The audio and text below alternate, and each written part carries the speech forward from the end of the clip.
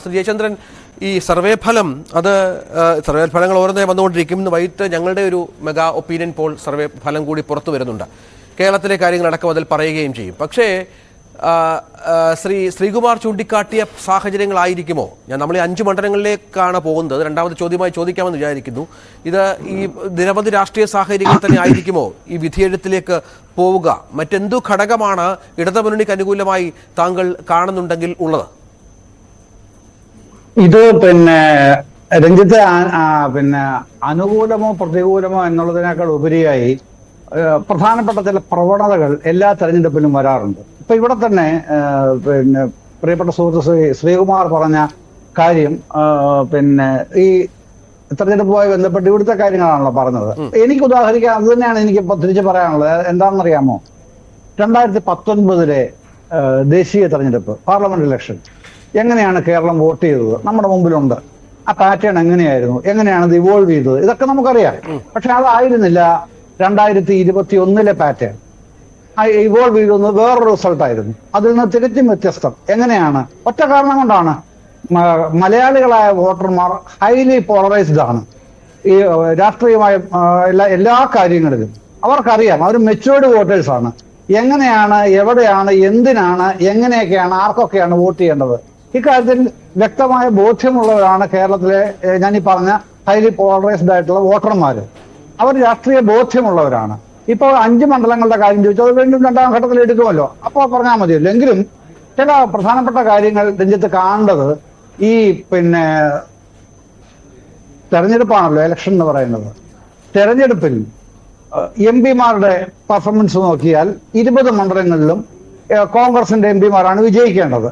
അതാണ് കോൺഗ്രസ് അവകാശപ്പെടുന്നതും ഇപ്പോൾ ഒരു ചാനലിന്റെ അല്ലെങ്കിൽ ഒരു വേറെ സ്ഥാപനത്തിന്റെ സർവേ റിസൾട്ട് താങ്കൾ ചൂണ്ടിക്കാണിച്ചതും. പക്ഷെ എന്താണ് വസ്തുത? എന്താണ്? ഇവരെല്ലാം അവരവരുടെ മണ്ഡലങ്ങളിൽ മികവുള്ളവരാണ്, സംശയമില്ല. അതുകൊണ്ട് തന്നെയാണ് അവരെ വീണ്ടും ഫീൽഡ് ചെയ്തിരിക്കുന്നത്, ചിലരെ മാത്രം മാറ്റി നിർത്തിക്കൊണ്ട്. പക്ഷേ ഇവർ എംപിമാർ എന്നുള്ളത് മാത്രമല്ല, അവർ രാഷ്ട്രീയ നേതാക്കന്മാർ കൂടെയാണ്. രാഷ്ട്രീയ പൊതുമണ്ഡലത്തിൽ എന്താണ് ഇവരുടെ ഇടപെടൽ എന്നുള്ളതാണ് ജനങ്ങളുടെ മുമ്പുള്ള പ്രധാനപ്പെട്ട ചോദ്യമായി ഞാൻ വിചാരിക്കുന്നത്. രാഷ്ട്രീയ പൊതുമണ്ഡലത്തിൽ ഇന്ത്യയിൽ തന്നെ ദേശീയ പൊതുമണ്ഡലത്തിൽ ഇടപെടുന്ന ആളാണ് വയനാട്ടിൽ MP ശ്രീ രാഹുൽ ഗാന്ധി. അതുപോലെ തന്നെ ഇന്റർനാഷണൽ ലെവലിൽ ഇടപെടുന്ന ആളാണ് തിരുവനന്തപുരം MP ശ്രീ ശശി തരൂർ.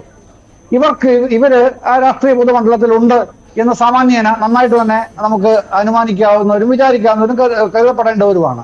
ബാക്കിയുള്ളവരുടെ എന്താണ് ഈ രാഷ്ട്രീയ പൊതുമണ്ഡലത്തിൽ ഇവരുടെ ഇടപെടൽ? അവിടെയാണ് ജനങ്ങൾ ചോദിക്കുന്നത്. അവിടെയാണ് എല്ലാ എംപിയുടെയും പ്രവർത്തനം നിർവഹിക്കുന്ന ആരാണ്? ജില്ലാ കളക്ടർമാരാണ്.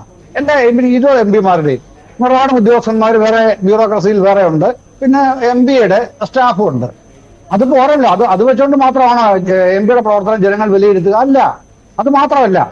അപ്പൊ ഞാനീ പറഞ്ഞ രാഷ്ട്രീയ പൊതുമണ്ഡലത്തിൽ എന്താണ് എന്നുള്ളതാണ് ജനങ്ങളുടെ മുമ്പിൽ വരുന്ന ചോദ്യം. പിന്നെ നമുക്കറിയാം, ഈ കഴിഞ്ഞ ദിവസം ഒരു സർവേ ഫലം, ഒരു റിസൾട്ട് പുറത്തു വന്നപ്പോൾ ഈ മണ്ഡലങ്ങളിൽ കൂടുതൽ ഈ ലോക്സഭയിൽ ചോദ്യങ്ങൾ ഉന്നയിച്ചവർ, പണം ചിലവാക്കിയവരും ഒക്കെയായിട്ട് ബന്ധപ്പെട്ട വിവരങ്ങൾ പുറത്തു വന്നപ്പോൾ കേരളത്തിലെ എംപിമാർ ഒട്ടും മോശക്കാരല്ല എന്നുള്ള വിവരമാണ്. അവർക്ക് ഈ രാഷ്ട്രീയ പൊതുമണ്ഡലത്തിലൊക്കെ പ്രവർത്തിക്കാൻ ഈ MP എന്നുള്ള തിരക്കിട്ട സമയങ്ങളിൽ അത്തരം കാര്യങ്ങളിൽ സമയം കിട്ടുമോ എന്നുള്ളതാണ്. നമുക്കറിയാം, രാഹുൽ ഗാന്ധിയും തരൂരും ഒക്കെ വ്യത്യസ്തരായ ആൾക്കാരാണ്. പക്ഷേ ബാക്കിയുള്ളവരൊക്കെ മണ്ഡലത്തിൽ നിറഞ്ഞു നിന്നവരാണ് എന്ന വിലയിരുത്തലുമുണ്ട്. ഞാനതാണ് പറഞ്ഞു വന്നത് രഞ്ജിത്തെ. കാരണം ഈ 20 പേരും അതിന് യോഗ്യരാണ് എന്ന് കോൺഗ്രസ് നേതൃത്വം തീരുമാനിച്ചതുകൊണ്ട് തന്നെയാണ് അതിൽ ഒരാളെ മാത്രം പ്രശ്നമുണ്ട്, ആലപ്പുഴ. അതുകൊണ്ടാണ് അവരുടെ വാർ റൂം സ്ട്രാറ്റജിസ്റ്റ് ആയിട്ട് ഇന്ന് ഇന്ത്യയിലായി അറിയപ്പെടുന്ന ആളാണ് ശ്രീ KC വേണുഗോപാൽ. അദ്ദേഹം തന്നെ അവിടെ തേടിതെളിക്കാൻ ഇറങ്ങിയത് അതുകൊണ്ടാണ്. 19 കിട്ടും, ഒരെണ്ണം മാത്രമേ പോകാൻ സാധ്യതയുള്ളൂ, അത് ആലപ്പുഴയാണ്. അവിടെ KC തന്നെ ഫീൽഡ് ചെയ്യുന്നത് അതുകൊണ്ടാണ്. അതാണ് സ്ട്രാറ്റജി കോൺഗ്രസിന്റെ. അത് തെറ്റാണെന്ന് നമുക്ക് പറയാൻ കഴിയില്ല. പക്ഷേ അതിന്റെ ഇന്നർ പൊളിറ്റിക്സ് നോക്കണം. അവിടെയാണ് ഞാൻ പറഞ്ഞ കാര്യം വരുന്നത്.